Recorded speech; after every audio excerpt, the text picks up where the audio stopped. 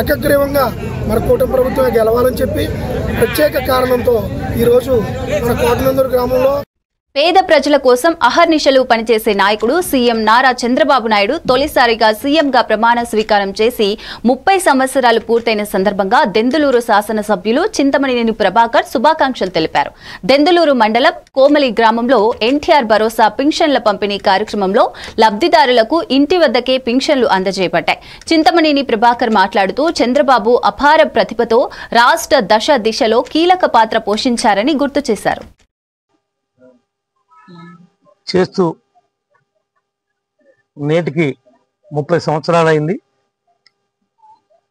ఈ 30 సంవత్సరాల సుదీర్ఘ రాజకీయ చరిత్రలో దేశంలోనే మొట్టమొదటిసారి ప్రజల వద్దకు పాలన అనేటువంటి నినాదంతో మరి ప్రజల ముందుకు తీసుకురావడం జరిగింది.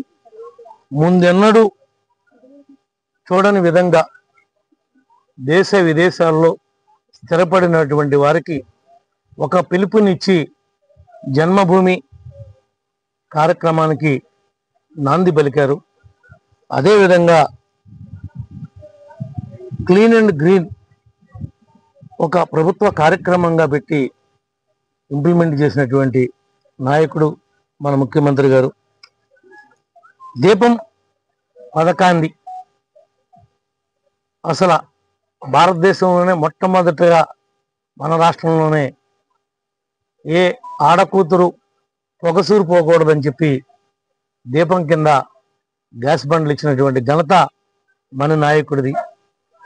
చేతి వృత్తుల వారికి ఆదరణ కింద పనిముట్లు ఇచ్చి వాళ్ళకి ఉపాధి అవకాశాలని కలగజేసినటువంటి నాయకుడు